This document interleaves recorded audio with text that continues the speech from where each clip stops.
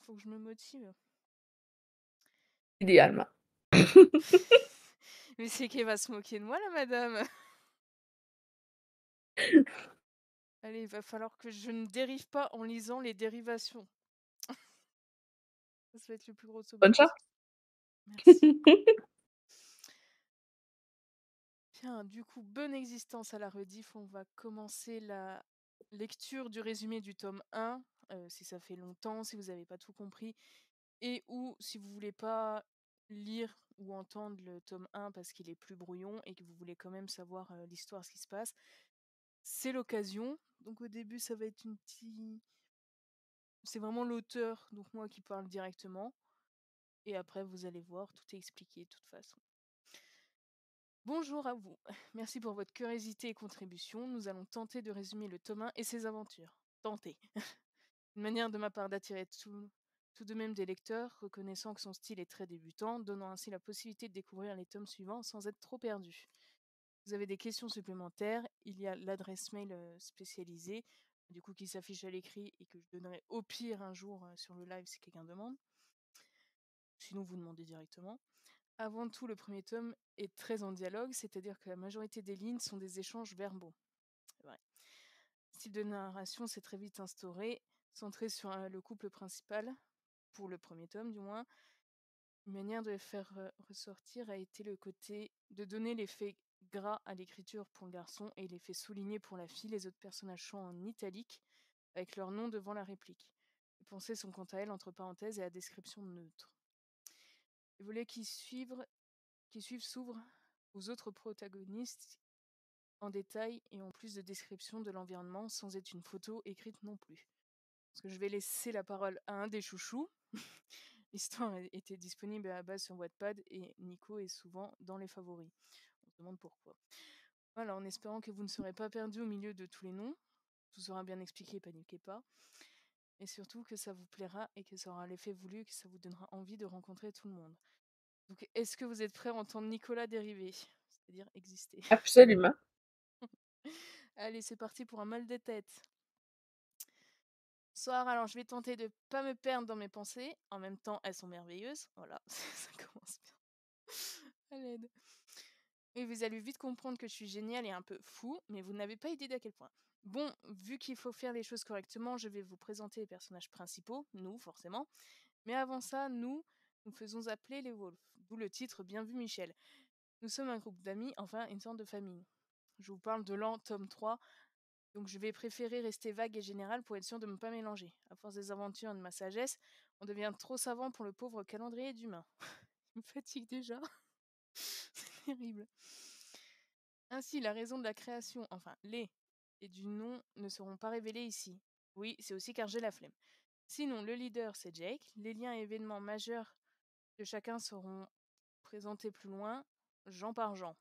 Niveau fourchette d'âge, retenez juste qu'on a à peu près 3 à 4 ans de différence max. Dans le tome 1, on est autour des 17-20 ans, que Jean est le plus vieux et que nous, avec mon frère demi-jumeau, les plus jeunes. Demi, car j'aime pas dire faux jumeaux. Je reprends. Je savais que j'allais dériver, c'est comme ça qu'on a fini avec 1400 pages au lieu de 20. Pardon, je reprends maintenant. Donc, nous avons aussi Jean, le médecin du groupe, qui est en études officiellement, mais avec beaucoup d'avance car ses parents l'ont baigné dedans très tôt. Et Lucas est une sorte de combattant. Mince, oui, un des objectifs de notre groupe, enfin, à ses débuts, c'est de limiter et tenter de stopper un autre groupe ennemi qui saccage la ville. Oui, de base, l'histoire est très cliché, mais c'est voulu. L'envie originale était de se jouer des stéréotypes et clichés classiques. Du coup, Jenny, notre leader femme, psy, bestie, bref, longue histoire, a trouvé Jake en boule dans un coin de rue et a voulu l'aider. Du coup, elle l'a ramené chez lui, force à soigner, ne voulait pas prévenir Jean, officiellement car elle ne voulait pas le déranger, officieusement car elle avait honte d'avoir foiré. Elle avait tenté d'arrêter quelques Elves, les méchants, seuls. Ce qui nous renvoie à nos futurs lovers. Chez lui, elle qui est timide, choquée de l'avoir trouvé dans cet état, mais qui se remet vite en trouvant un placard plein de gâteaux. Oui, on mange beaucoup. Non, l'autrice n'est pas enceinte. Oui, on nous a déjà demandé. Oui, plusieurs fois. Véridique, c'est le pire. Le nombre de fois que j'avais ça en commentaire. Mais t'es enceinte? Non, non, je suis juste une morphale. Bref. Donc, il est grognon, sa fierté a pas aimé. Il a peur de s'attacher car considère sa vie contre les Els c'est dur à dire, ça fait longtemps. Trop dangereuse. À force d'insister, il finit par se soigner, il dérive, comme moi, mais avec une pointe de drague. Même si je vous draguerais bien, mais que vous preniez, euh, que vous preniez les suites. Mais bon. Et les choses roulant les oignons, oui, je suis pro des expressions et surnoms. Je sais même pas ce qu'il a voulu dire. Terrible. Elle cherchait un appart et lui, ayant flashé, mais surtout car elle a repéré des détails chez lui qui l'ont touché, ils finissent coloc. Jean débarque pour le disputer de ses risques, le découvre en train de se battre, ou je sais même plus quoi à force, se moque, prédit l'avenir, rapprochement, découverte et autres. Pour les détails, faut vous coltiner les 727 pages. Hein. Plein de péripéties, découvertes en profondeur de chacun, les liens, un peu épacés respectifs, un roman quoi. Je vais tenter au mieux de résumer les grands épisodes, ce qui promet. Bon, avant tout, on va finir. Léo est le calme, le réfléchi du groupe. Clément, son meilleur ami d'enfance, très social, appelé à cette époque couteau suisse, car ils n'ont pas de spécialité et qui dépanne un peu tout, surtout grossièrement. Vous avez vu comment j'expose mes potes progressivement pour éviter de vous perdre? Oh, j'assure. Bon, pour anticiper d'éventuelles questions, oui, certains chapitres sont inspirés de la vie de Kiwi, donc surnom de l'autrice. Tout est déformé, adapté, et au final, le ratio est faible entre vie modifiée et idylle sortie de nulle part. Oui, le final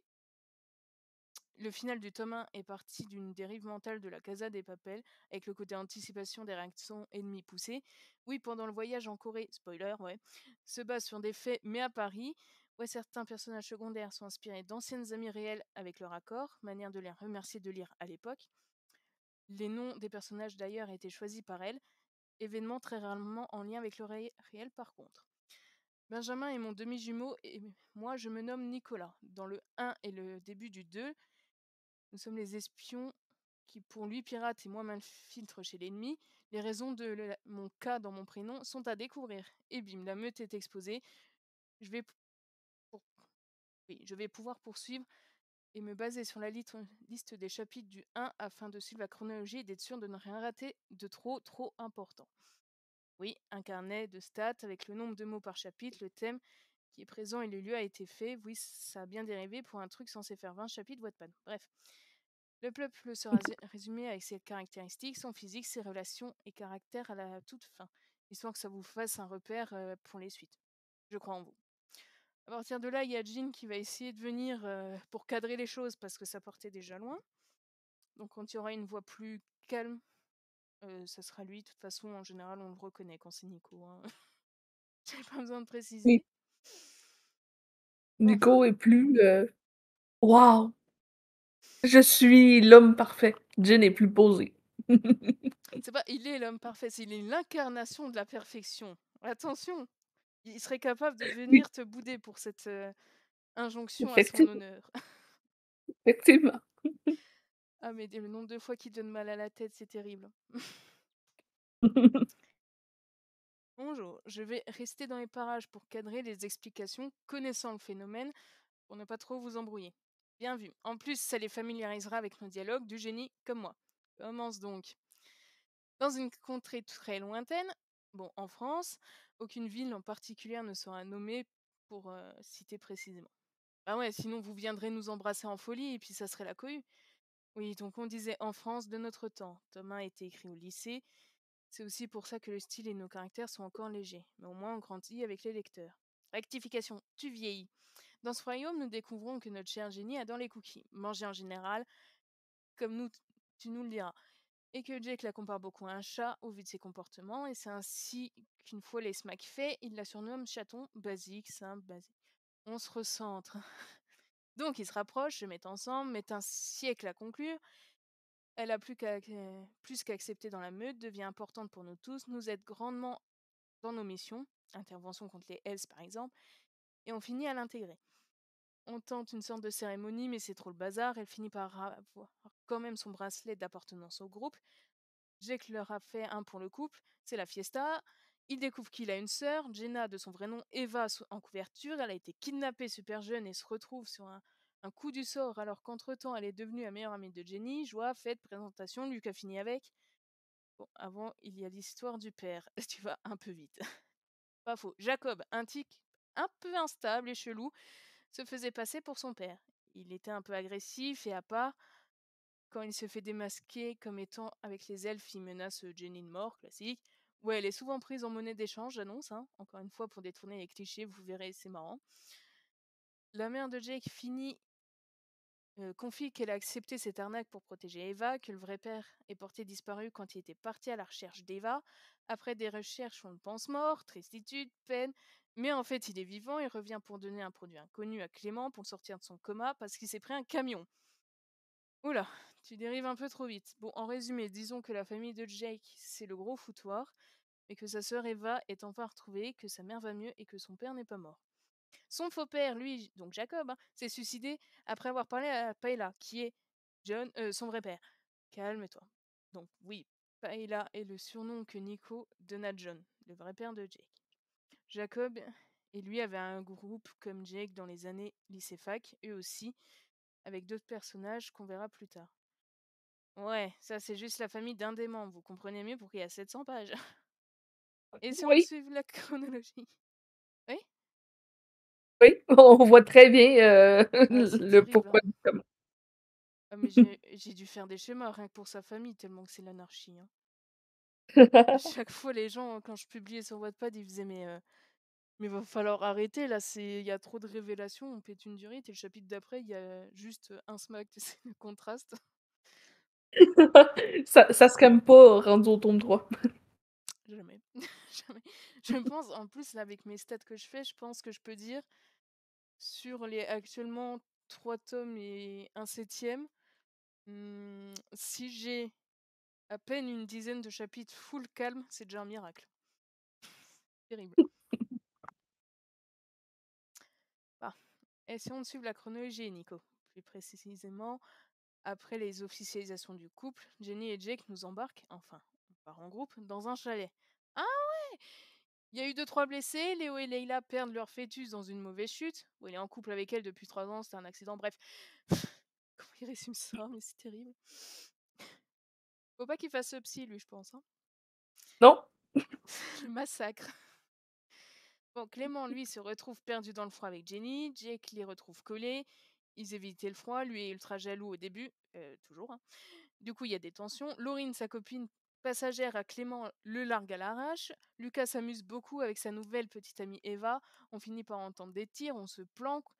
En ressortant, on comprend à force d'analyse et de réflexion que ce ne sont pas les S et qu'il y a donc un autre nouveau groupe ennemi. On verra plus tard appeler Crips. Bon, tout ceci dans seulement 3 chapitres. Littéral. Ouf! Terrible. Ah, j'ai bien résumé ces 3 parties car ils contiennent des événements qui serviront plus tard. Un peu après ce chalet que Clément a son accident, qui n'en est pas un en réalité. Il avait tenté de menacer les ennemis pour nous protéger et il n'avait pas forcément apprécié. Entre-temps, on a découvert qu'il sortait avec Selena, qu'on a cru avec l'ennemi, mais qui est en fait un agent triple qui joue plusieurs jeux, qui cherche des réponses sur sa famille, qui est un peu du niveau de Jake. Enfin bref, on verra plus tard. Donc on rejoint le retour de John, qui suggère de lui injecter un produit dit régénérant pour le réveiller. On doute, on juge, on craint, puis on finit par tester. Ça le réveille, il a une amnésie temporaire, ne reste pas tout le temps avec nous, se fait kidnapper par les Crips, remplacé par son jumeau caché maléfique, qui est en réalité un type bien, mais qui est peut-être assez extrême sur certaines choses, pas du tout. Il s'est fait passer. Presque. Pas du tout, mais jamais l'extrême, hein, je vois pas de quoi tu parles. C'est. Non, non, c'est quelqu'un de mesuré, toujours réfléchi dans ses actes. Absolument. C'est l'incarnation de la réflexion. Je comprends pas. Bref, il s'est fait passer pour Clément à un moment, tentant de détruire le groupe de l'intérieur, de briser les couples, tout ça pour protéger Clément qui était utilisé en assurance. Oui, il faut pas qu'il y ait que Jenny quand même. Bon, cela nous amène à 50 chapitres survolés sur 221. Ça se passe toujours bien pour vous? Très bien. Ah ouais, on a juste 3 mots de tête et 15 schémas. Tout va bien. Niveau couple, pour alléger un peu, Lucas reste toujours avec Eva, Jake se fait à l'idée. Jin se met avec Jisoo, une fille qu'il a sortie des Crips. C'est vrai qu'ils peuvent pas choisir juste une fille dans un bar, c'est trop leur demander. Fatigant. Léo et Leïla sont soudés. Clément, enfin Justin déguisé, reste avec Selena bien qu'elle développe vite des soupçons. Moi, je me cherche. Au final, je suis pan romantique et asexué pour ceux qui connaissent et pour les autres. En gros, j'aime pas tout le monde, mais un peu quand même, et plus les relations charnelles, contrairement à mon demi-jumeau. Pour lui, c'est plutôt l'inverse. Sans commentaire. Aucun, Ben a tout pris, il a rien laissé à Nico. aucun commentaire. On apprend que Jacob, donc pour rappel le faux père de Jake qui est décédé et le demi-frère de Selena, euh, Jean adopte illégalement et à l'arrache, oui, mais on est plus à ça près, un bambin trouvé lors d'une intervention. Il est très famille, rêve d'être père, le petit est seul, aucune famille connue. Il veut pas le laisser à l'orphelinat qu'on a connu avec Ben et se fait passer pour son oncle éloigné. Très éloigné parce qu'ils ont pas du tout les mêmes traits, mais c'est pas grave. Le petit a 7 ans environ, il s'appelle Diego et est très intelligent. Jenny adopte un lapin qu'elle appelle Jimin. Oui, Kiwi aimait beaucoup le groupe BTS à ce moment-là. Il y aura aussi un peu de Docteur Who. Un peu de pub non rémunérée, ça fait toujours plaisir. On finit enfin par capter pour Justin. En même temps, il embrassait Jenny de force. Selena sentait les changements. Léo s'en est beaucoup voulu de pas capter, mais a vite fait le lien dès qu'on a eu les éléments. Donc après des problèmes, le repérage de la tâche de naissance différente et de liens avec le passé, on comprend tout. Enfin, en très gros. Bon, pour être plus clair, dans nos enfances, Nico et Ben étaient à l'orphelinat. Lucas, Jake et moi, meilleurs amis, dans le même collège. Léo, Clément et Justin, c'était un trio infernal. Et à cette époque, Justin sortait avec Jenny. Un amour de stade 4, comme ils disent, vous comprendrez dans les autres tomes. Donc au moment de lever sa couverture, d'imitation de son jumeau, Jenny et Léo font de grands liens avec cette période. Justin a eu de mauvais épisodes, on va dire, des coups durs de la vie, finit en pensionnat, puis porté disparu. C'est pour cela que Léo le croyait pas en son instinct au départ. Et ce sont ces anciens liens qui ont bloqué Justin, l'empêchant de faire du mal à Jenny, le faisant ensuite craquer, tout avouer et s'abîmer les veines. Et beaucoup de sujets sont sensibles et abordés dans nos aventures, retranscrites ou purement ajoutées. Certaines sont très dures, mais on s'efforce de toujours s'en remettre et on espère secrètement qu'un jour nos liens et réactions face à elles pourront aider certaines personnes. Bon, maintenant que l'ambiance en a pris un coup, comme la dignité de mon frère, balle perdue, frérot, hein. Ça fait plaisir. Jean soigne Justin. Bon, il avait pas fait bien profond au final. Se fait démonter par les filles qui se mettent en tête de former un groupe parallèle au nôtre, une sorte de complément nommé les elfes, qui agit plus en distance et soutien. Les elfes accueillent donc Justin pour le bisuter à coups de neuroses dans la rue et pour compléter le groupe. Oui, on s'organise très vite pour aller récupérer Clément, qui se porte plutôt bien pour quelqu'un qui sort d'un coma et d'un enlèvement. Classique. Il a retrouvé toute sa mémoire, se remet vite et on reprend les aventures plus basiques, on va dire. Mon frère tente avec plusieurs filles, toutes consentantes quand même, on n'est pas que des sauvages. Pour se trouver, il découvre qu'il est juste perdu, craintif de l'avenir, se sentant incapable de se poser. Pour citer, on voit passer une rousse, une blonde nommée Lou, une brune Jeanne, une aux cheveux roses Faustine. Toutes celles avec des noms auront des importances futures. Bon, Jenny adopte un loup parce que pourquoi pas. Lucas et Eva se séparent en bons termes. Ben tombe amoureux de Faustine, une première pour lui, problème, forcément. Elle ne veut que jouer avec lui en fait. Il quitte les autres plus correctement, enfin, à sa façon. Justin finit avec Lou sans connaître son lien avec Ben qui se retrouve très vite gêné. Attends. Le loup, il se nomme Suga. Il a été adopté un peu comme moi avec Diego. C'était un louveteau perdu dans les flammes, feu de forêt, longue histoire. Très petit pour un loup même en grandissant, donc facilement camouflable en chien-loup, très doux pour un carnivore. Et il n'a pas de comportement type dû à son jeune âge et à la perte de ses parents qui ne lui ont pas appris. Jake tente au mieux de jouer le rôle de dominant pour le cadrer et calmer quand il faut, même s'il manque parfois d'autorité. Sans vouloir balancer quand il se vautre sur lui dans le canapé. Bref. Lenny se comporte comme avec un chiot à notre surprise. Mais bon, on s'habitue, on n'est plus à ça près. Je pense que cette phrase, ça résume un peu tout. Oui, On fait des faits, de nouveaux liens, on apprend un meurtre étrange. Jen a peur que ce soit lui après une soirée trop arrosée. Bon, il vit très mal le râteau de Faustine Qui a joué avec son cœur avant de le jeter? On enquête, la victime c'est Laurine. On finit par se souvenir Il finit par se souvenir qu'il a couché avec elle, désolé Clément, qui se sont battus, mais il n'a aucune idée de la suite. Bon, si on survole un peu de attends. Si on survole, on peut dire à peu près ça comme ça. Après quelques petits événements et explications, on décide de faire un voyage en Corée, chez mes grands-parents, pour se sortir toutes ces affaires un peu loin. Aucun drame, globalement. Bon, une fuite dans un bateau, un ascenseur en panne qui a failli tuer Jenny et blesser Jake, des tensions entre lui et Justin, toujours plus fortes, et des doutes sur les copines de Jenny, Yasmine et Jeanne.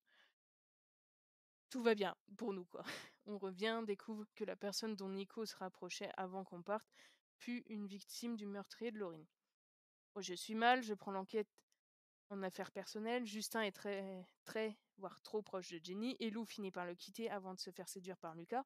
Enfin, elle espère qu'il soit plus stable que les deux précédents et le drague. On découvre que le tueur se fait appeler Asmer, assassin masqué, qu'il considère ses morts comme des œuvres et qui aime des personnes plutôt populaires, et il aime beaucoup aussi mettre en scène ses crimes. Quelqu'un de très bien. Nico commence l'émission en solo, se fait accompagner par oreillette par un jeune qui s'y connaît bien par expérience. Il reste ultra vague, mais j'aime bien, je me sens bien avec lui et il me fait surtout de très bonnes pattes. Bon, on se sépare avec Jisoo, on pense la flamme éteinte, on reste proche, mais elle se laisse embarquer par un mec chelou, pense trouver une prochaine histoire, le présente à Leila, mais il s'avère que c'est Asmer, qui se faisait passer pour un jeune en masquant une partie de son visage régulièrement, et oui, il tue Majisoo. Leila est traumatisée, s'en sort de peu, et lui donne mauvais souvenir. Le papy se sent coupable car il aime bien sauver tout le monde. Il développe des hallucinations d'elle à cause des remords et du choc. Il se persuade d'être responsable car aurait dû rester avec elle, tout ça, tout ça. Comme j'ai dit, sombre période. Donc là, pour la version résumée, j'avais mis les numéros, tout ce qui est suicide, écoute et aide dans ces cas-là, pour faire un peu de prévention avec les liens des serveurs, le mail. Je vais pas les lire parce que de toute façon, les numéros, ils sont écrits là au pire. Déjà apparu. Bon, reprenons. Eva se rapproche de lui pour le soutenir car se sent inutile en ce moment.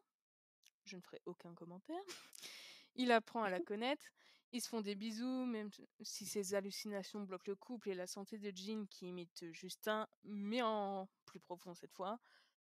Un ex toxique et dangereux d'Eva refait surface aussi pendant leur période de drague, mais il la sauve et on tente de briser ses manipulations, tout ça. Justin et Jake partent en guerre quand le premier retente en cachette avec Jenny pour rendre le second fou dans l'espoir qu'elle quitte la meute car il craint pour elle. Oui, bah c'est Justin, hein. C'est comme moi, faut le connaître pour comprendre et nous aimer, mais même si moi je sais, c'est que c'est déjà. Je sais même, j'arrive même pas. Même si moi je sais, c'est que c'est déjà le cas. Bon. Il se passe beaucoup de choses ensuite, mais on a peur de vous embrouiller. Le principal pour comprendre sans trop de problèmes le tome 2, après des explications et une soirée seule, Jake et Justin font la paix. Jenny devient amie avec un certain Bastien qui apporte un peu de normalité dans sa vie. Certains se font une semaine de camping et ces couples se rapprochent. Peut-être les seuls chapitres calment totalement, et encore. Et on apprend plus sur John, mais on fera un résumé global dans sa présentation car c'est très complexe. De même pour la famille de Selena et l'ancien groupe de ses parents. Ouais, Lucas devient proche et un modèle pour Diego. Ainsi, Teva finit enfin stable avec Jean une fois guérie. Jenny détruit les Hells, longue histoire. Une après-midi finalement. Léo est une source de calme et d'affronter le tout. Clément a des tensions avec Selena à cause de ses secrets avec sa famille qu'elle lui cache. Jenny fait la rencontre d'Alice, une sadique qui bosse en tant que journaliste, qui les menace de briser le groupe en dévoilant nos secrets, nous fait du chantage. Mais bon, il y a Léo et son calme qui apaise tout et règle la situation comme d'hab. Clément quitte Selena qui se rapproche après pour l'émission de Jonathan, qui est un des Crips à ce moment-là.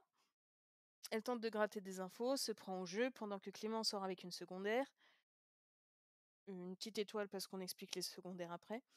Qui est en fait une insérée insulte ici, qu'il utilise pour sa popularité, qui finit par abuser de lui. Encore une fois, j'avais mis les numéros adaptés.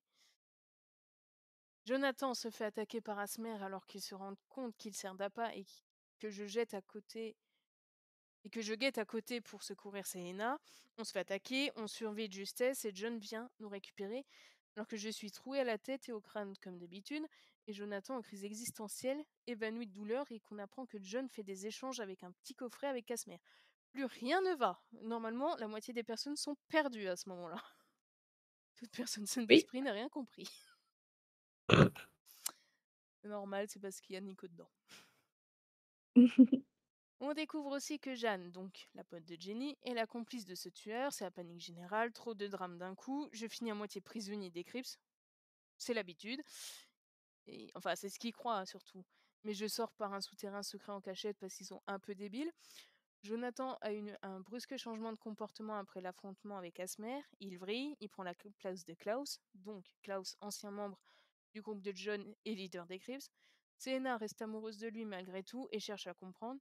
Clémence se remet doucement de son agression grâce à Léo. On comprend qu'Alice n'a pas vraiment de camp et veut juste se jouer des gens, donc Léo tente d'utiliser cette information, venge Clément notamment, en l'envoyant sur Emily. Je rencontre et sors avec William suite à une erreur d'adresse de mission, longue histoire, devient roi des surnoms, je les donnerai après. Shuga est toujours plus intégré et nous aide dans certaines missions. Tout le monde se remet au possible de ces épreuves et on se prépare à aller affronter les Crips dans l'espoir de les dissoudre. Parce que quand on est attaqué de partout dans la vie, vaut mieux se rajouter des problèmes.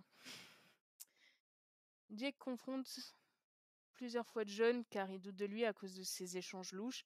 Il nous prépare malgré tout un plan d'attaque car à l'expérience il veut récupérer son ancien ami Klaus retrouvé prisonnier. Vient le jour de l'attaque. Objectif récupérer Klaus, affaiblir grandement les Crips, affaiblir Jonathan, récupérer les informations secrètes, leur montrer nos capacités et qu'il faut laisser les nôtres en paix.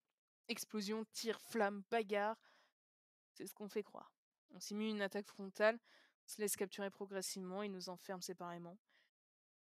On les laisse croire échec, effondrement, culpabilité de notre part, mais en réalité, on les manipule. On avait prévu tous leurs coups presque. Enfin, John. Shuga est infiltré, il suit les odeurs de Jenny qui était passée par le toit avec John. Chacun a ses atouts utilisés en avantage, même les faiblesses au final. On leur fait des coups de maître, surprend, instaure la panique, déstabilise. On prend par plusieurs tours de passe-passe le dessus officiellement, atteint la plupart de nos objectifs. Et Paella révèle des informations et objectifs non prévus. Réussit à faire peur à Jonathan, mais la déduction de ce dernier fait foirer notre finale. Et des blessés dans nos rangs, John se pense contraint d'utiliser le contenu du coffret mystère d'Asmer. Il explique à ce présent à ce moment-là, les autres étaient en train d'évacuer, c'est un produit complexe, très dangereux et non connu des scientifiques officiels. S'il est injecté, comme il finit par s'infliger lui-même, le produit détruit la personne, de très nombreuses souffrances physiques, mais le pire est mental. Les souvenirs sont corrompus, la personnalité dévorée, la victime ne reconnaît plus ses proches, se perd dans elle-même, a son comportement qui change drastiquement, sa vision du monde devient biaisée, et elle devient capable du pire, pensant faire le bien. John a pris une balle dans la confrontation et refuse les soins. Il refuse de se changer en monstre. Pourquoi se l'être administré, vous vous demandez? Pour réussir ses mystérieux objectifs secrets. Reprendre le principal de son ancien groupe. Trouver un remède à ce produit avant qu'il ne finisse trop connu et utilisé comme arme. Reformer par ce but qu'il est resté dans son groupe d'alliés qui reprennent la recherche. Il veut regrouper les siens ainsi. Il avait poursuivi seul toutes ces années, mais se retrouvait coincé depuis un moment. Il avait besoin de tests d'échantillons. Il s'offre ainsi à la science. Il vient toujours à prouver que son fils, qui doutait de lui, est une personne qui s'efforce d'être bonne, explique au passage pourquoi il trafique avec un assassin. Et oui, les vices d'Asmer sont dus à ce fameux produit contaminé. Il n'est plus responsable ni même conscient de ses actes. John brise un groupe ennemi, délivre son ancien acolyte, se livre à son fils, livre son corps et l'espoir d'un remède, et se sacrifie pour sauver son ami. Voilà, pour le résumé très grossier. J'espère que c'est clair de l'extérieur, mais surtout que ça vous plaît et donne envie de tout découvrir. Futures relations, péripéties, évolution et passé de chacun, et surtout, qu'est-ce qui est réellement ce produit, de quoi est-il totalement capable, comment fonctionne-t-il, est-il possible de trouver un antidote? Pour tout ça et bien plus, rendez-vous au tome 2 Nous allons passer aux personnages, leur caractère, liens, le tout certes survolé, mais qui vous permettra, normalement, de mieux saisir le résumé du tome 1 ainsi que vous préparer au 2. Nous tenterons de faire clair pour toute question. On rappelle qu'il y a l'adresse mail, tout ça, de disponible. J'ai mon aspirateur robot qui a envie de me manger, tout va bien. Juste pour dire, là, si j'avais pas lu le tome 2 et 3, je courrais pour aller les lire. Attends, je surveille qui veut pas atteindre à ma mort là. Je l'ai effleuré, le truc il est sorti, il avait l'air outré. Tu es un robot, Jean-Mi, calme-toi. Merci. Tu m'as fait peur. Ah, et c'est sportif, mais je pense que si t'aimes bien avoir l'esprit embrouillé, ça peut être marrant. Est-ce que pour l'instant tu as des questions ou des remarques en mode non, ce résumé il était éclaté au sol, j'ai rien compris. Non, c'était clair. C'était clair, Puis tu ça veux a répondre? aidé à comprendre. Elle a aidé à comprendre certaines choses du tome 3, parce que j'avais oublié certaines choses du tome 1. C'était quoi que t'avais oublié globalement? Hmm, ben, il y a plusieurs relations que j'avais complètement oubliées, puis de liens, de Euh, où les gens étaient apparus. Puis là, c'est plus clair. donc après on va passer à la liste des persos et des liens. Mais de toute façon j'avais mis donc sur la version écrite de ce que je viens de lire, une photo d'un des schémas que j'avais fait, qu'on voit à quel point c'est astronomiquement le bazar. Si ça t'intéresse, je te l'enverrai en privé parce que c'est très marrant. Ça n'a aucun sens. Oui! Il y a juste absolument des flèches partout, des codes couleurs, des trucs qui se barrent, qui se surlignent parce que tout le monde se quitte en cours de route. Ça n'a aucun sens. C'est génial. Mais c'est ce qui fait que c'est tellement un groupe génial. Qui sont totalement ravagés. Oui, mais c'est tellement, ils sont tellement waouh! Genre, j'ai envie de faire des câlins à tout le monde à tout bout de champ. Tu seras pas reçu pareil suivant le auquel tu fais, je pense, mais Non, je sais, mais ça me dérange pas. Je me ferais attaquer, je me ferais mordre. il y en a juste, ils te lanceraient des regards de qui es-tu, qu'est-ce que tu me veux, sans citer Justin.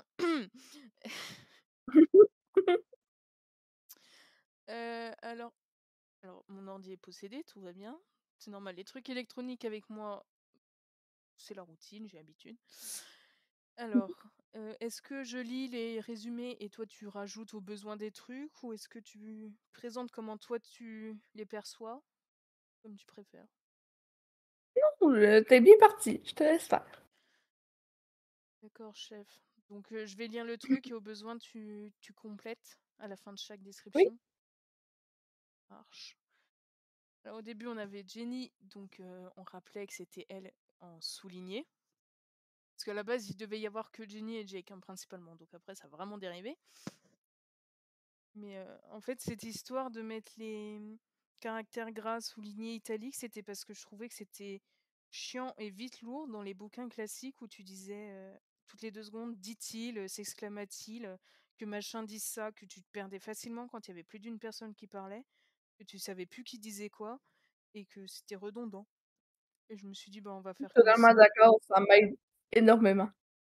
Ouais, je me dis, ça fait plus dynamique, un peu plus enfin, pas réel, mais un peu plus vivant parce que, genre, t'as chacun. Bon, du coup, il y a que 3 trucs qui différencient, mais genre, Jenny et Jake, ils ont chacun leur truc caractéristique d'écriture et ça fait plus identitaire, je trouve. Oui, C'est co- beaucoup. c'est comme ça que je l'avais fait à la base. Je me suis dit, oh, j'aurais trop la flemme de dire toutes les 2 secondes que machin parle. J'ai bien fait, vu combien ils sont, on n'en serait pas sorti sinon. Alors, description de Jenny. Timide qui s'affirme avec le temps, surtout quand elle arrache des gens. Douce sauf quand il s'agit de remettre les ennemis à leur place, a dissous les elfes à force de confrontations verbales, remise en question et provocation existentielle. Peut faire des crises d'angoisse plutôt fortes si elle se sent abandonnée ou lorsqu'elle a peur de perdre les siens, elle les défend avec rage au besoin. Peut se laisser dépasser par certains événements mais est capable de beaucoup. Même de rendre Justin temporairement poli, c'est dire. Je m'en souvenais même plus tellement c'était improbable. Si on n'arrête pas, elle adopte tous les animaux perdus ou blessés qui passent, ou même en bonne santé, dont un loup Shuga. Après sa rencontre avec Jack et le rapprochement, elle s'intègre naturellement et à une grande vitesse auprès des autres. Relation amoureuse très fusionnelle, complète et forte est entretenue avec Jake. Jean devient vite son meilleur ami, Lucas une sorte de grand frère spirituel, ils se chamaillent tout le temps. Pour l'anecdote, leur relation est inspirée d'une que j'ai avec un de mes cousins. Enfin, à chaque fois qu'on se voit, on va se chamailler un peu comme eux. Nicolas est vite un complice, ils ont des façons de penser proches. Léo a un confident, Clément, Lou et Ben des amis proches. Elle sympathise avec toutes les copines des membres, est amie avec Yasmine et Jeanne à l'époque, avant les révélations de complicité avec Asmer, et une mère de substitution de Sugar, ou sa sœur parfois. Surnom donné par Nico à chaque fois quasiment. Luna, Géranium, Chaton, Koala. Ça n'a aucun sens. Très naturel, simple mais pense de manière complexe, s'attache très vite, cherche toujours le bon côté des gens, même quand ça sert à rien. Déterminée et inarrêtable dès qu'un but lui tient à cœur. À l'écoute de tous, elle reçoit beaucoup de confessions, secrets et ragots. Ah bah alors là, elle est servie avec eux, hein. J'avais oublié le géranium. L'explication c'est Jenny. Tu prends les deux premières lettres, ça fait G. Si tu transformes le J en G, ça fait toujours G, donc ça reste génie. Mais là, c'est la porte ouverte à Géranium. Voilà. C'est Nicolas. Il va chercher loin, mais c'est pas grave. Ah non, mais le pire, c'est le surnom de Jeanne. Est-ce que je peux m'en souvenir déjà? Est-ce que tu te souviens? Non, je pense pas. Est-ce que c'est dans le tome 1, c'était. Ah non, je m'en souviens pas. Le surnom de Jeanne, c'est Pythagore. Pourquoi? Oui, c'est vrai! Mais c'est sorti de n'importe où. C'est pas sorti de n'importe où. C'est qu'il a appris que Jeanne était une traîtresse. Du coup, il voulait l'appeler Jean-Jacques Traître. Mais il s'est dit, c'est un peu long et un petit peu cramé pour un code secret, tu vois. Du coup, il a pris le traître de Jean-Jacques Traître. Il s'est dit, tiens, traître, ça ressemble à traire. On traite les vaches. Les vaches, ça a des pieds. Du coup, Pythagore. Voilà. Oh mon Dieu. C'est allé si loin. Bah, pour lui, c'est comme dire bonjour, hein. Oui. Pas chercher compliqué des fois, faut juste accepter et se dire, oh, c'est Nico. C'est comme pour certains trucs japonais, tu me dis, mais ça n'a aucun sens. Non, c'est japonais, t'inquiète. Cherche pas la logique. Oui, vu de même, c'est vrai. À un moment, t'abdiques et tu fais, wow, c'est lui, hein. Alors, si on n'a rien d'autre à rajouter sur Jenny, on va passer à Jake. Après, les premiers, c'est assez simple, hein. Alors, Jake, en gras. Jake Jake, juste pour dire que moi, depuis le début, qui avait jamais entendu son nom, je lui disais Jack. Ouais. Je sais, mais ça aussi, c'est une Donc histoire. Pas une histoire. donc à chaque fois que genre ben, maintenant, je le sais que c'est Jake, puis il faut que je me force à lire Jake et non Jack, parce que je me dis: «Oh mon Dieu, j'ai toujours prononcé mal son nom. C'est horrible». C'est comme si je ouais, non, c'est j'ai pas vraiment d'autres, ben, c'est comme si Nico, on l'appelait Nicolas, Je tu pense sais, qu'il avec aurait le fait un S à AVC, là, mais. oui, je sais. On y préfère un AVC, mais c'est ça, mais c'est comme j'ai fait: «Waouh!» mais je l'ai toujours appelé durant 2 tomes et demi Jack et j'aurais jamais pensé que c'est se prononçait à l'anglaise, mais c'est très joli à l'anglais. Bah, dans la première, toute première version du tome 1, quand on voit son nom écrit pour la première fois, parce qu'il le dit pas direct, hein, il fait son mal poli, il se présente pas, il embarque une gonzesse, c'est normal, hein, bref. Et c'est écrit Jack et c'est précisé entre parenthèses à lire à l'anglaise. Mais en fait, c'est parce que ce personnage aimait beaucoup cette écriture, mais vu qu'il a des origines anglaises, eh ben, il a fusionné, il s'est pas posé la question de est-ce que ça va être chiant à lire, est-ce que les gens vont comprendre, et après il s'offusque parce que les gens prononcent mal. Voilà, c'est normal. Probablement que j'ai lu ce parenthèse-là, puis ça a jamais collé. Bah, c'est comme Justin, j'avais une des lectrices avant qui disait ah mais moi je lisais Justine, du coup, enfin, Non! je Non! disais bah Non, non, pas c'est Justine! pas ça. Non!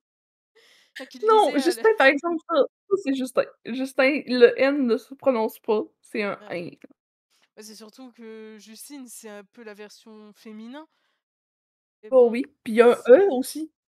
C'est pas que Justina? monsieur est macho, mais bon, il tient quand même à sa virilité, le pauvre machin. Déjà qu'on lui met tout le temps des neuroses, il va nous f allez, 2 syncopes d'un coup, c'est parti. Alors notre cher, Jake à l'anglaise est le leader des Wolves. Il est le référent, celui qui organise les interventions/attaques, vérifie le bien-être des membres, sauf de Justin au début. Il peut être considéré comme un attaquant, étoile parce que je détaillerai plus tard, mais je crois que je l'ai pas fait.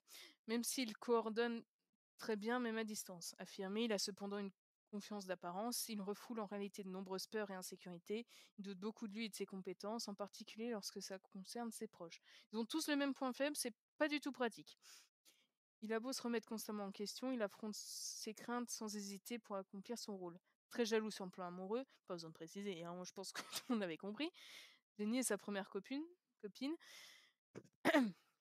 Spoiler, s'est rapidement battu avec son ex qui la menaçait et est devenu naturellement rival avec Justin.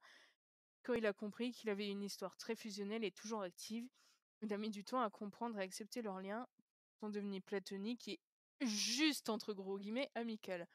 Moore a fini par avoir raison de sa peur de la perdre. Bon, de toute façon, il n'avait pas trop le choix. Et le bichon, il l'aime beaucoup trop, du coup, pas dommage. Meilleur ami. Et pour, les futurs lecteurs, ça se réglera pas avant bof, jamais.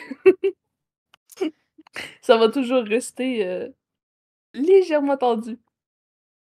Mais c'est ça qui fait leur charme aux deux. Mais après, Mais ça oui! évolue beaucoup. Genre là, début de Ça semaine, évolue, mais il y a encore tant au mieux, des petits agrès c'est ce qu'on aime. Mais là, en début de semaine, j'ai commencé la lecture du tome 2. Donc là, ils sont enfin fight, ils sont enfin devenus un peu près potes. Et Justin est là parce qu'il le voit en deuil de son père quand même. Donc il le soutient. Et il y a même Ginny qui se tape une pulsion en mode venez, on fait un plan à 3 pour les trolls. Et eux, ils se disent vas-y, on va suivre son délire pour la troll en retour. Et il le tolère vaguement. Bon, il a envie de lui arracher la tête, mais il le tolère. oui, Et ils sont capables de. Il est capable de les laisser se coller en amis et tout. Et qu'un jour ça va lui prendre, il va le taper parce qu'il lui a dit bonjour. Ça n'a aucun sens. Oh, faut bien qu'il ait des petits défauts, sinon quand c'est trop parfait, on n'est pas à l'aise. non, On peut pas se sentir nous-mêmes quand on est face à des gens trop parfaits parce qu'on se dit bah le moindre de nos défauts ça va trop se voir. Tu vois, ça fait pas humain. mmh, c'est vrai. Du coup, lui, ses défauts, c'est manque de confiance, panique, jalousie. Pour les Oui. principales. Parce que pète au casque aussi, je pense qu'on pourrait le rajouter des fois. Alors, il est le meilleur ami de Jean et Lucas depuis l'enfance. Ils ont été les tout premiers dans le groupe qui s'est formé étonnamment spontanément.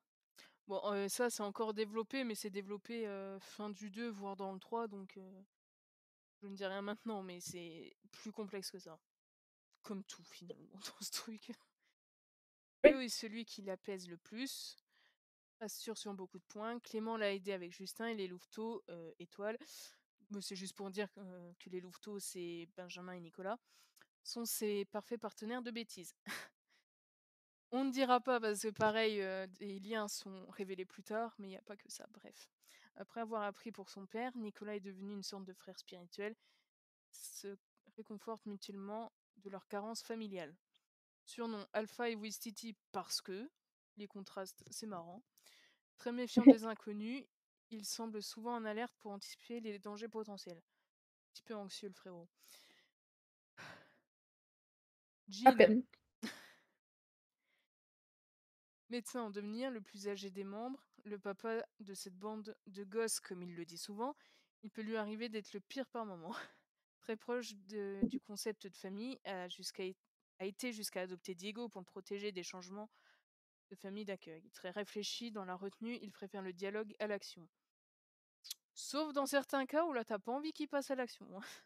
Son rôle est vraiment tourné sur le soin, la prise de temps, le calme, la réflexion. Cependant, ses amis tiennent à rappeler qu'il sait faire très mal s'en tuer, histoire de faire durer la punition. Heureusement, il n'est pas rancunier et n'aime pas la violence. Donc pas dangereux, il suffit juste de ne pas lui donner envie de vous transformer en cobaye. C'est bien dit. Parmi tous, il est plus à l'aise avec les membres que ceux qui gravitent autour. À l'aise dans sa zone de confort, il tend à l'élargir dernièrement. Il fait ce qu'il peut. Il sort avec Eva, la sœur de Jake pour rappel, après avoir connu Jisoo qui était avec l'ennemi. Surnom Fougère et Papy. Encore une fois, ça n'a aucun sens. Mais Jin, en fait, je le vois trop, je sais pas si tu connais le même. C'est un mec habillé en militaire qui est en mode j'ai des compétences en chimie que t'as pas, frappe-moi et je t'empoisonne. J'ai pas, non, j'ai jamais vu, mais Si un oui, jour je la ça trouve, fait je c'est te l'envoie. mais oui, ça fit vraiment très bien avec, Jin. C'est trop ça. Il est calme, hein. Non, je peux juste t'empoisonner et ça sera pas Oui. détecté. Salut. Ah, mais avec Léo, c'est les pires niveaux colère. Bon, la pire des pires, c'est Gigi, mais elle, ça va pour la pousser à bout, faut y aller. Donc, normalement, tu t'es pris 2-3 torgnoles des autres avant, donc ça va. Ouais. Alors, dévasté à la mort de son ex, il a subi des hallucinations violentes, mais a fini par s'en remettre grâce au soutien de tous. Traduction, vous n'avez pas les sous pour prendre un psy, prenez les Wolves. Voilà. Je me démets de toute responsabilité potentielle, ceci n'est pas un acte médicinal, mais bon, hein, entre nous. Bref. Lucas, très énergétique, farouche et aussi un des combattants. Donc globalement, c'est les combattants, ils appellent ça ceux qui, pendant les interventions, vont plus aller au fight ou à la défense, hein. C'est pas je donne des torgnoles au pif ou je suis bodybuildé, c'est juste je sais me battre, je sais esquiver les coups. Et le temps que les autres fassent leur taf, je protège la zone, on va dire. Un des plus, si ce n'est le plus social et extraverti, il est constamment en train de faire ou penser à une nouvelle aventure, découverte ou stupidité. Stable mentalement, il réagit vite et aime l'action, mais c'est prendre le temps, minimum mais notable, de réfléchir à une bonne stratégie. Oui, tout est relatif. Il a dégainé pour faire comprendre poliment, ironie, hein, Alex Deva qui l'avait drogué, qui l'a manipulé, que c'était une mauvaise idée. Traduction, lui a planté un couteau dans les parties, hein. Voilà, ça c'est la réflexion maximum de Lucas. Problème, solution. Il y a pas... Au moins c'est efficace. Rarement triste ou fatigué, il peut épuiser certains juste en étant dans les parages par son énergie. Ah bah ça, je vais bien te croire. Il est sorti avec Eva avant que l'on découvre sa nouvelle identité, et désormais avec Lou, avec qui il s'entend à merveille. Surnom Perce-Oreille et Vieux Bouc. Les surnoms, faut arrêter de chercher, je pense. Il reste un ado aventureux dans l'âme, mais ne renie aucune responsabilité, même envers Diego, se pensant pourtant nul avec les enfants. Ah, ça, c'est... Oh, mais je sais pas faire, m'en confiez pas. Il va le toucher, le gosse, il va s'endormir. J'appelle ça de l'injustice, mais bon. Lou, social comme son chéri actuel, très bavarde, solaire, a parfois des doutes, perte de confiance, recherche des liens sociaux fréquemment. Très extravertie, elle a besoin de sortir. Elle a été proche physiquement avec Benjamin. Longue histoire. Sortie peu de temps avec Justin, pauvre machine. Elle n'a pas supporté son lien trop envahissant avec Jenny. Elle pense trouver son bonheur avec Lucas et trouve sa place dans le groupe d'amis et les elfes. Elle a déjà été blessée dans l'environnement des Wolves, enfin leurs ennemis, mais cela ne l'empêche pas de rester auprès d'eux et de les aider malgré les risques, grâce à son groupe complémentaire. J'ai l'impression de parler d'un autre siècle, c'est très drôle. Devient très bonne amie avec Jenny, a réussi à dépasser la gêne avec Benjamin, les regrets de Justin, et ne se laisse pas intimider par qui que ce soit. Oui, c'est vrai que globalement, elle est très calme et douce, mais si elle peut pas te sentir, tu vas le savoir, hein. Surnom, somnifère et l'artiste. Très tournée dans les expressions artistiques. Elle est aussi plutôt ouverte intimement, on va dire, et n'a pas hésité à saisir sa chance, titre et littérale, pour séduire Lucas. Son courage devrait continuer à la porter dans ses aventures. Clément, couteau suisse, il peut être doué sur à peu près tout, autant attaque que stratégie. Il n'a pas encore de spécialité propre à l'époque. Maintenant, ça a changé, mais là, voilà. Mais aide beaucoup dans les liens inter- et extra-wolf, et beaucoup sont pour gérer son frère, surtout. Était brièvement en couple avec une dénommée Laurine, pour rappel, qui l'a trompée. C'était juste un baiser qu'elle disait, avant de clamser. Puis avec Selena, son grand amour de toujours, elle était presque parfaite pour lui, mais ses secrets ont creusé un fossé entre eux. qu'il n'a pas réussi à combler malgré les multiples tentatives et approches différentes. Quand il tentait de se remettre ensemble, il a fait connaître il a fait connaissance avec une autre, Emily, mais sa peine l'a empêché de voir qu'elle l'utilisait pour sa popularité, a même été jusqu'à abuser de lui. Il a une vie sentimentale négative. Je pense que Clément, c'est la définition du bizutage amoureux. Genre, même plus tard, sans vouloir te spoil, globalement, il n'aura pas une histoire d'amour sans qu'il y ait une catastrophe. C'est- Il n'a pas loin d'être Ouh! juste heureux. L'amour, non. Dommage. Non, non. Tu veux être romantique et bien? Non, bah non. Tu repasseras. Léo et Selena l'ont accompagné pour surmonter ce traumatisme, et les autres le soutiennent chacun à leur façon. Il a déjà été dans le coma à cause d'un camion ennemi, parce que la routine, qu'il avait eu la mauvaise idée de menacer. Après une courte amnésie et un enlèvement des mêmes attaquants, pas plus perturbant que ça, visiblement, il retrouve sa vie sans plus de soucis, il retrouve surtout son jumeau, anciennement porté disparu, qu'il accueille avec tout son amour. Une bonne droite, littéral. C'est bonjour, paf, couché.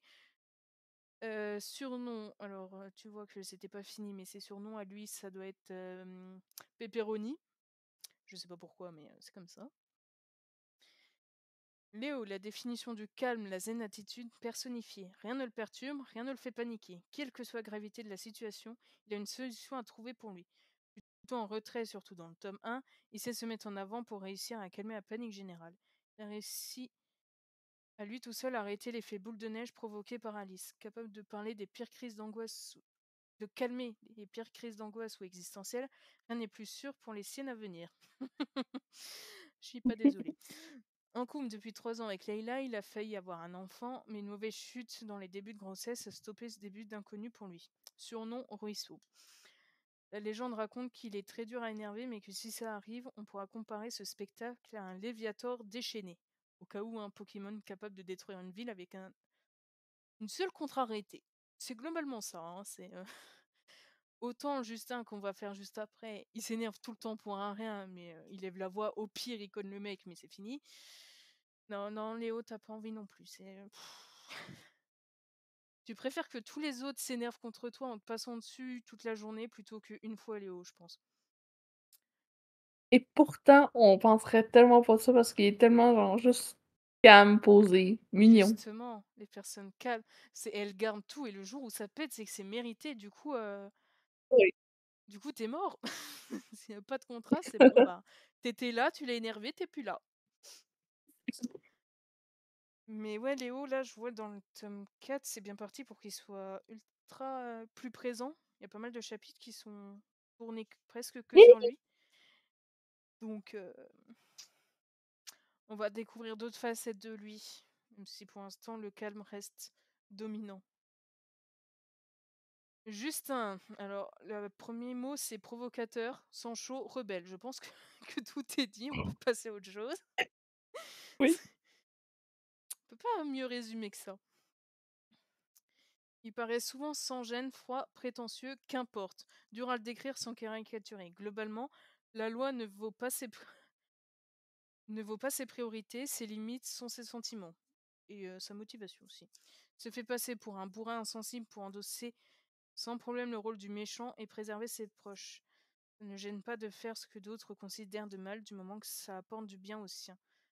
Pour démontrer, il s'est fait passer pour son frère après son accident, tentant de détruire les Wolves de l'intérieur, protégeant Clément et ses ravisseurs, ou encore en provoquant des conflits entre Jake et Jenny pour inciter à quitter le groupe et en peur qu'elle se fasse blesser de nouveau. Et c'est comme ça que je répète des moments clés sans que ça fasse trop bourrage de crâne, pour que ça soit plus clair et tout. Grande bouche pour rester poli, cherche la bagarre facilement, mais grand trouillard en réalité, sur les mêmes points que Jake. Étonnant. Avec Jenny dans l'enfance, euh, petit difficile qui a été placé en camp de redressement, ce dernier ayant brûlé, il se retrouve à portée disparue. Ses proches le connaissant, ils savaient qu'il ressortirait quand il le souhaiterait enfin. Il a été brièvement en couple avec Lou, mais il se séparera jamais de ce qu'il ressent pour sa première dame. Il a déjà eu des relations charnelles avec Alice pour tenter de prendre le dessus sur elle quand elle les menaçait et découvrir ses secrets grâce à ses cicatrices, qu'il puisse être sûr de la reconnaître. Et dans le... Alors, c'est la fin du 3 ou le début du 4, je les confonds un peu, mais on va apprendre des trucs lunaires sur lui et à quel point il endosse des trucs et qu'il n'est pas du tout qui on croit. Sans vouloir te donner l'eau à la J'ai bouche, hâte. mais... Ben là, je suis désolée, mais c'est fait. J'ai hâte. mais quand j'ai fini d'écrire le Surtout que chapitre, j'ai fait ah, ben, j'ai envie de tout relire et de me dire bah, finalement rien n'était comme je pensais. ben, surtout que, comme avant, j'aurais fait genre: «Ah, mais c'est parce que je peux continuer à lire». Là, je peux plus. Je suis à jour, là. Je suis chapitre par chapitre, là, à la sortie. Là, c'est une façon déguisée de me dire c'est quoi que tu publies parce que tu commences à m'énerver. Pas à ce point-là, mais j'ai hâte. Mais en fait, je publie quand j'y pense, donc au pire, faut me le rappeler parce que j'oublie, vu que je suis plus habituée. Il y avait une période où je publiais tous les jours de la semaine parce qu'il y avait des réactions, les lecteurs actifs et tout. Après, il y avait plus personne, donc je publiais quand j'y pensais. Et là, que tu reprends, j'y pense, mais j'y pense pas assez. Voilà, dans ma tête, t'as encore de l'avance, alors que pas du tout. Pas du tout. Enfin bref, un jour, tu vas être en mode ah, mais en fait, tout ce que je pensais sur lui, c'était faux. Surnom J'ai Bribou hâte. parce que Nicolas.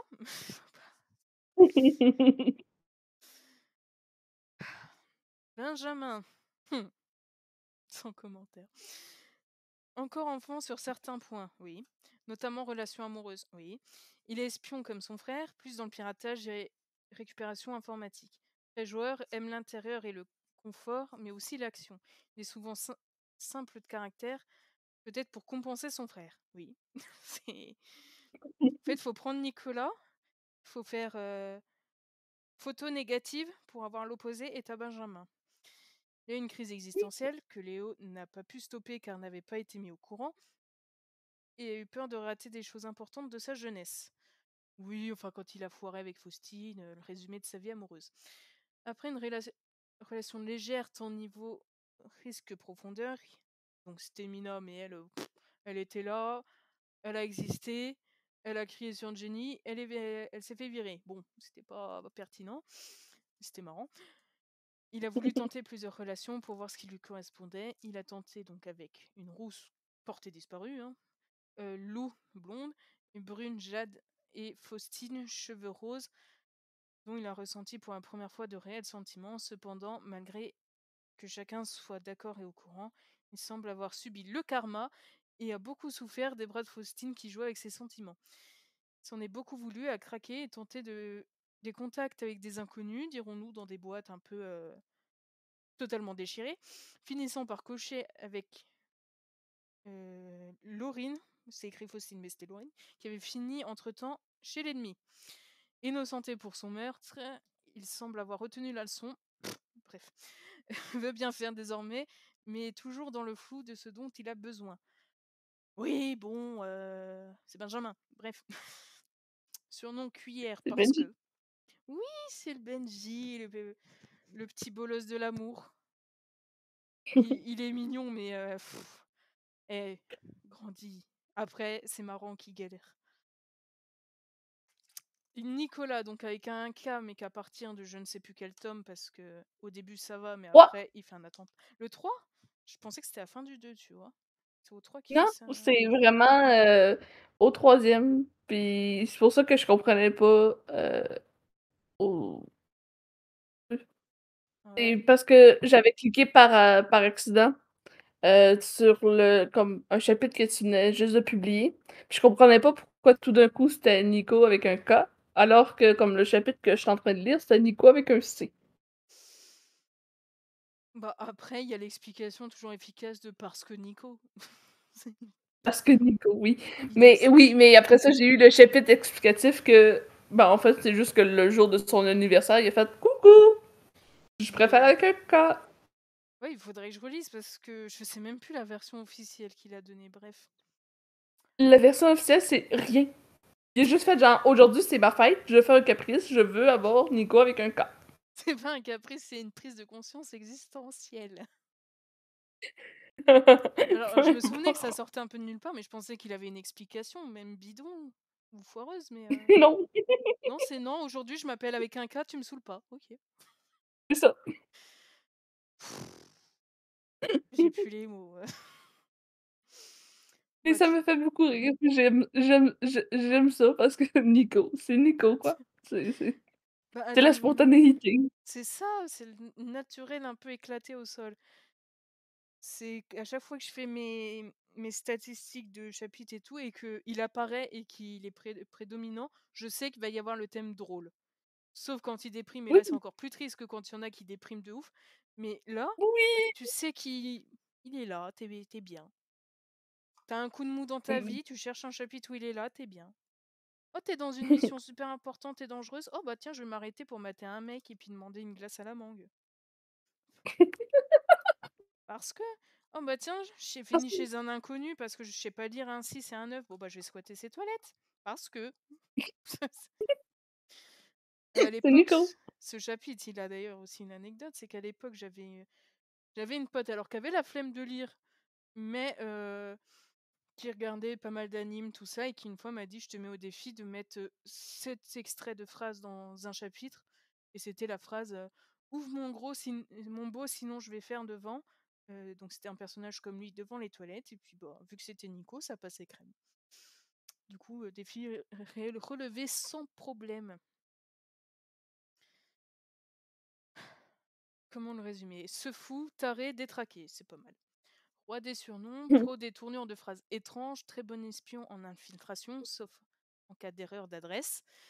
Complotiste auprès de John, partenaire de folie de beaucoup. On peut le reconnaître juste au côté décalé de ses réflexions. C'est vrai que même s'il essayait de se faire passer pour quelqu'un d'autre, ça serait cramé instant. C'est Oui, même sa façon genre de même dire. s'il essaie de se faire passer pour Benji, non, C'est pas faisable. Devenu impossible. très proche de John, le considérant comme un père spirituel, partenaire de mission, guide dans Tourloupe, il considère chacun comme une part de lui. Il est mignon quand même, hein. C'est un pas romantique, comment on dit les gens romantiques pour ses amis? Bon, c'est un grand poète, on va dire. Très résistant à force de ses interventions, du moment qu'il agit seul ou du moins seul sur le terrain, il est comme inarrêtable. En revanche, s'il doit surveiller un autre membre en même temps, plus rien n'est garanti à part sa folie. C'est pas faux. Surnom. Pépito, grand dieu de tous les temps, prince des surnoms. Je pense que c'est pas mal comme petite description. Oui. Euh, je- Pépito qui reste, ad vitam aeternam. Bah oui, parce que c'est John qui lui a donné, il lui manque tellement que sa façon de le faire vivre et de l'emmener avec lui dans toutes les missions. Les autres, j'avais pas encore fait le résumé. Bah, je peux faire globalement deux têtes, hein, mais ça va être assez approximatif du coup. Bon, là aussi ça l'était, mais ça faisait un peu travailler, quoique. Alors, résumé rapide de John. Euh, Tu dirais quoi, toi? Complotiste, maître des secrets, père caché de Jake, membre d'un ancien groupe qu'il a été le seul à poursuivre la tâche. Ça, on n'est pas censé le savoir au 1. Si, un peu. Euh, Oui, un peu. il est mi-attaquant, mi-réfléchi, protecteur, même s'il laisse les gens faire leur vie. Genre, il va protéger, mais de loin, il va jamais empêcher quelqu'un de tenter une expérience, même si elle est débile. C'est pour ça qu'il matche très bien avec Nico. Oui, dans le pire, il va aller les chercher, découragé, mais Allez, je vais venir te récupérer, mais c'est bien parce que c'est toi, hein, parce que j'avais rien d'autre c'est à ça, faire. exactement. Et de toute façon, John, on en apprend plus sur lui une fois qu'il est mort, donc. Non mais c'est vrai, il est vivant, il parle pas, donc on attend qu'il clame, et puis là on découvre. Oui, effectivement. C'est une vision des choses. Puis on finit jamais d'en apprendre. Ah ouais, là on continue de découvrir des trucs, même au 4. On se dit: «Oh, faut qu'il arrête, hein, même mort, il nous pose des problèmes un petit peu là quand même».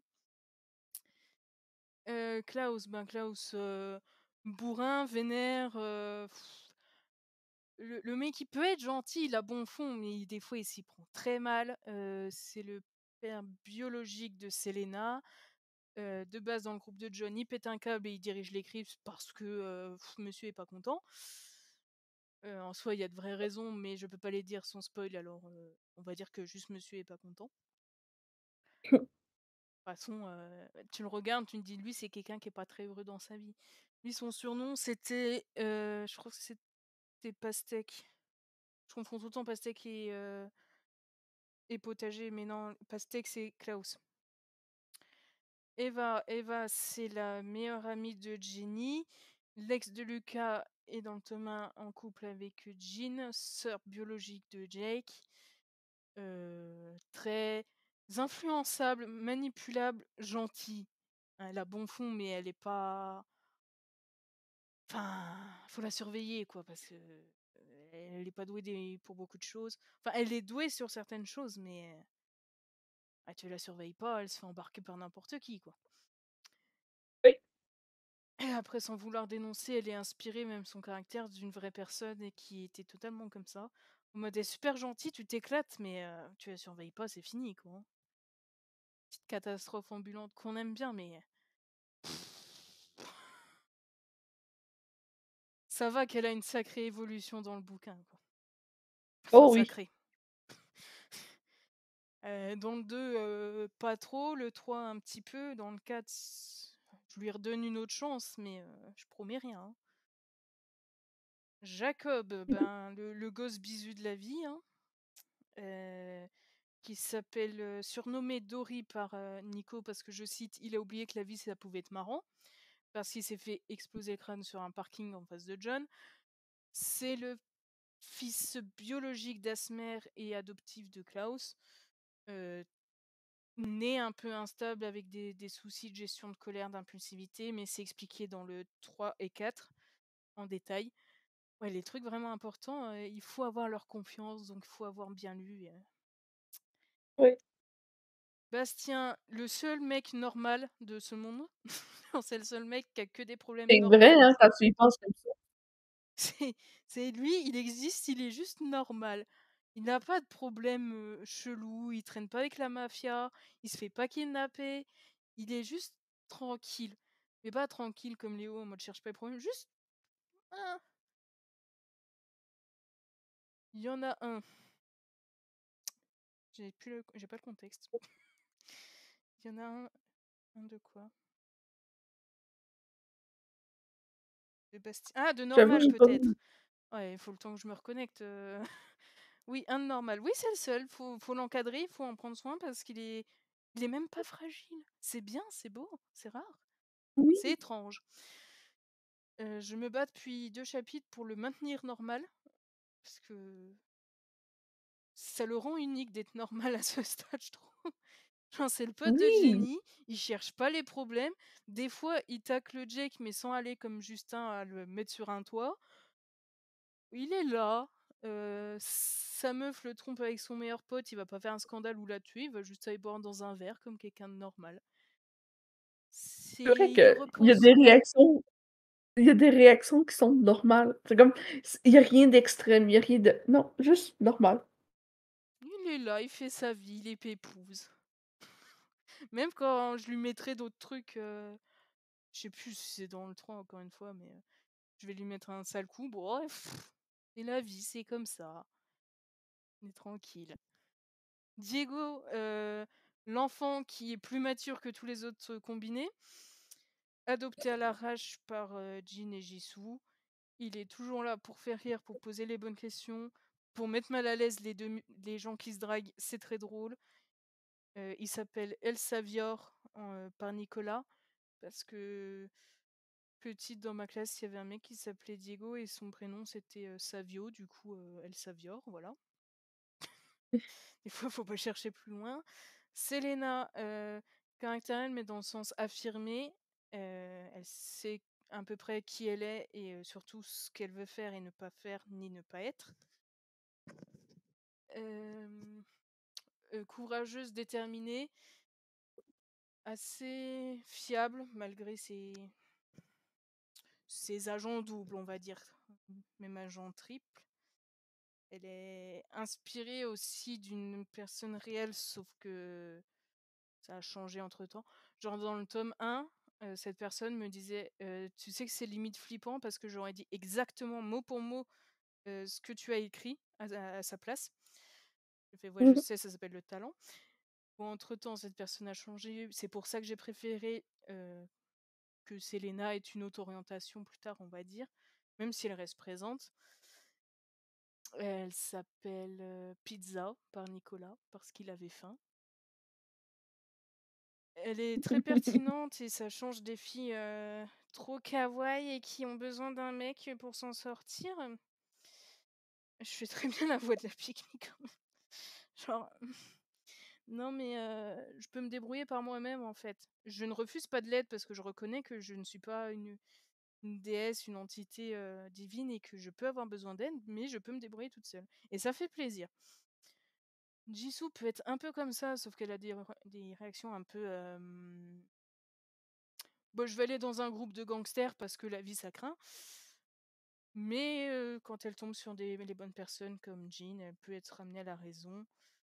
Je n'ai plus en tête son surnom, donc c'est pas bien grave. Mais elle est décédée des mains d'Asmer. Et pareil, on va apprendre plus sur sa vie une fois qu'elle est canée. C'est logique. On va en entendre parler plus tard. Beaucoup moins que John, quand même, faut pas abuser, mais elle va avoir un impact malgré qu'elle ne soit plus là.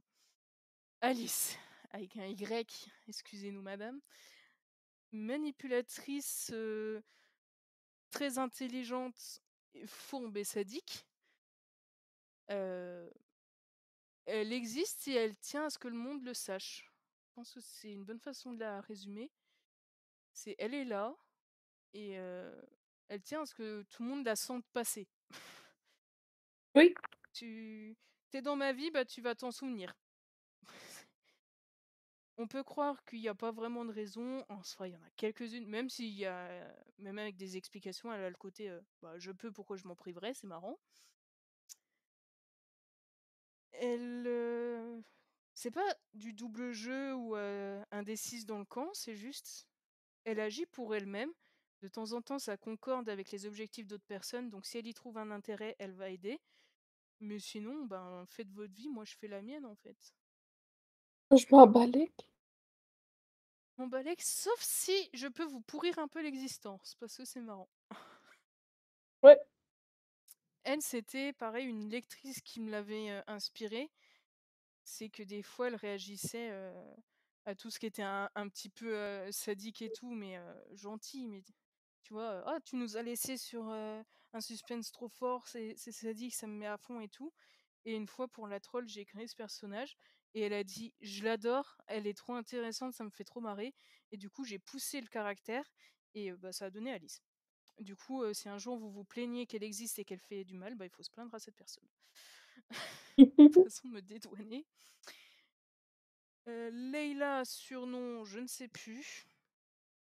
Cerisier, pareil, inspiré d'une personne réelle vaguement, mais très très vaguement. C'était surtout pour caser son prénom. Parce qu'en fait, quand c'est inspiré de quelqu'un de réel, je demandais bah, si la personne était d'accord pour que je la mette dans le bouquin. Et si oui, est-ce que tu veux que je mette ton vrai prénom ou un pseudo ou un autre nom. Et elle avait dit, ben, laisse Leïla. Du coup, j'ai laissé Leïla. Elle est presque normale, limite, classique. Un peu plus le côté fille qui a besoin d'aide, mais qui sait s'émanciper progressivement. Évolution pas fulgurante, mais présente quand même. Et intéressante. Faustine, amour et haine de Benjamin, on va dire, qui a son importance pour l'évolution de ce dernier, même si c'est dans le pire. Et elle apparaît pas énormément, mais le peu qu'elle apparaît, elle a son impact. Pas forcément pour le mieux, Oui. mais bon. Laurine, du coup, ex de Clément, Benjamin avait couché par erreur avec elle. Elle s'est fait massacrer, alors au début, par Benjamin, qui lui a... Ils ont eu une petite querelle où ils se sont égratignés. Après, elle s'est fait un peu cramée, je crois, par les Crips parce que les avait trahis. Puis après, elle s'est fait brûler de l'intérieur avec de l'acide par Asmer parce qu'elle existait. Bon, elle a pas eu une fin glorieuse, mais bon, elle avait quand même organisé un attentat dans un supermarché parce que les gens qui sont heureux, c'est pas cool. Elle avait trompé Clément, bon, que un bisou, mais elle lui avait pété sa confiance. Et elle a kidnappé Diego en menaçant de le découper parce qu'il existait. Donc bon, à un moment, tu reçois ce que t'attires. Chez Émilie, Ouais. c'était une secondaire. J'ai toujours pas expliqué les secondaires. Les secondaires, c'est les autres membres beaucoup moins proches des Wolves. C'est en gros toutes les personnes. De toute façon, ça c'est expliqué en détail dans le 2, mais dans l'idée, c'est toutes les personnes qui ont été secourues par eux ou qui sont des proches plus ou moins éloignés, genre certains cousins, des potes, des anciens camarades de classe, collègues de taf, machin, et qui sont d'accord avec leurs valeurs et qui ont rejoint de loin le groupe, comme ça pendant des interventions. Ils peuvent venir dépanner. À un moment, quand Shuga s'est fait, je sais plus si c'est dans le 1, s'est fait tirer dessus par Alice, ben voilà, t'es un vétérinaire exotique, ben viens soigner notre loup illégal sans nous le confisquer, et puis voilà. C'est un peu le Joker pratique. Donc Emily faisait partie d'eux, sauf qu'en fait c'était une saleté. Elle abuse de Clément, elle se fait jeter et Léo lui envoie Alice en punition. Alice qui la torture mentalement en lui faisant croire qu'elle va faire du mal à sa petite sœur. C'est satisfaisant chez, mais bon, je l'aurais fait pire perso. Mina, bah, c'était juste une ex de Benjamin, on va même pas s'attarder plus que ça dessus. William, c'est le mec de Nico, qui s'appelle Léviator parce qu'il avait un bon évier. Voilà, pas besoin de dire. Ça résume bien. Alexis, un ex d'Eva qui est sacrément manipulateur, dangereux et qui veut juste s'amuser avec elle et lui faire du mal parce que. Voilà, c'est pas. Il a pas de traumatisme, il est juste un sale type. Pareil, inspiré d'une personne réelle, mais du coup, vu que c'est en négatif, je ne pourrais pas dire plus en privé, en public. Il revient quand elle se rapproche de Jean. Heureusement, il met son ego de côté et il va l'aider avec Lucas. Donc les Wolves, c'est surtout ce petit groupe. Ils sont à la base, je vérifie, 7 à la base, 8 avec Jenny, 9 avec Shuga quand on le compte, et qui tendra à évoluer encore plus, mais ça du coup je ne le dis pas au début. Et les elfes, c'est un peu le groupe gentil parallèle de leurs conjointes proches pour les aider un peu. Les elfes, c'est juste des gogoles qui s'amusent avec des armes parce que sont un peu débiles. Et les Crips, c'est des gens qui ont eu des sales coups de la vie, puis au lieu de se dire ben je vais faire en sorte que personne d'autre vive comme moi, ou je vais m'en remettre, ou je vais juste réfléchir, bah tiens, je vais être un sale type et créer les mêmes traumas qu'on m'a infligés. Et c'est déjà beaucoup. Donc après là, j'ai juste affiché parce que j'avais mis à jour les photos parce qu'ils grandissent un peu quand même. Du Thomas, c'était vraiment les photos de fin lycée où ils sont encore tout jeunes comme des bébés. Et là, c'est les photos, ils grandissent un petit peu. J'avais rajouté des gens. Même des gens qui apparaissent plus tard, mais ça c'est encore une autre histoire. Voilà. Non, je ne veux pas télécharger des trucs bizarres. Écrit. Tiens.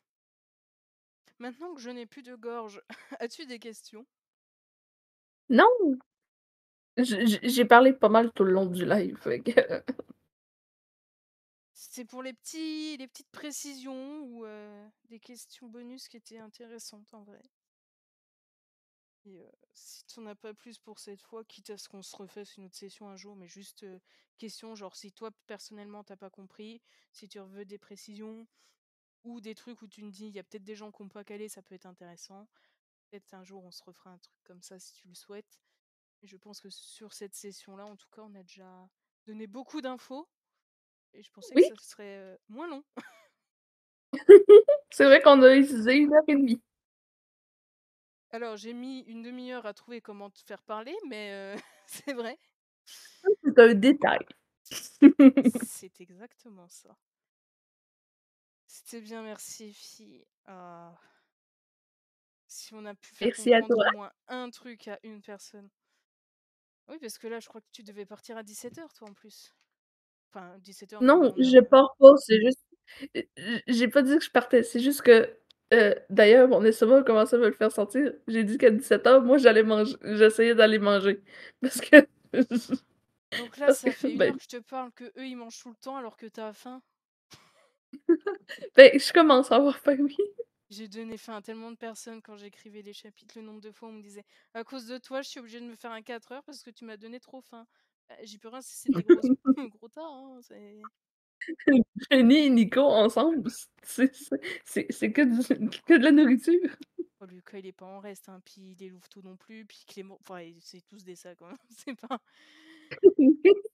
C'est vrai, mais tu sais, Nico, c'est du style: «Bon, je manque de concentration. Ah, je vais manger, puis je vais être la personne qui va réfléchir le plus logiquement de toute la journée». Il a besoin de sucre pour son cerveau un peu éclaté. Oui, mais c'est fantastique, mais souvent, tu sais, il est comme: «Ah, j'ai faim», fait que là, il va manger, fait que là, je suis comme: «Ah, ben, moi aussi, j'ai faim, en fait». Sauf que bizarrement, moi, quand je mange, j'ai pas les mêmes idées que toi.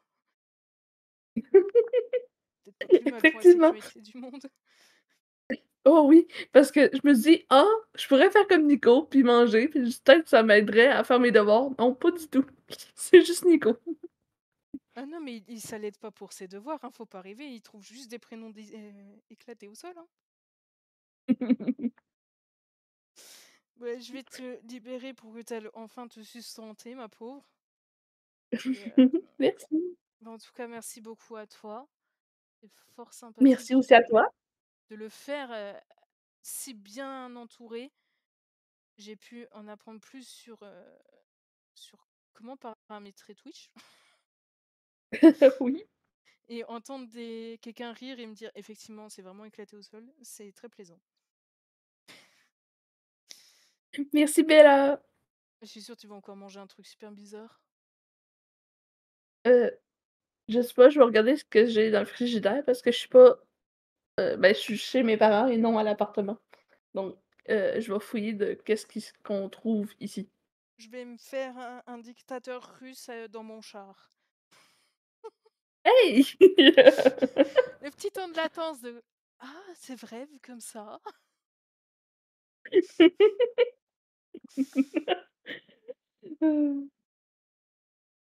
Bon, allez, en tout cas, merci beaucoup d'être venu, Au d'avoir participé. revoir. Et bravo à toi, du coup, tu as réussi.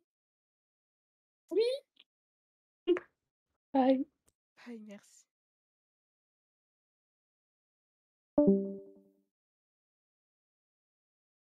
Bon, j'ai réussi à trouver comment faire. Bon, maintenant, j'ai plus qu'à faire le petit montage. Nickel, s'il n'y a plus de questions, je vais y aller aussi. Et ben, merci à tous celles et ceux qui ont suivi, que ça soit en direct ou en rediffusion. Et à très vite en espérant que ça ait répondu à des questions et que ça ait plu.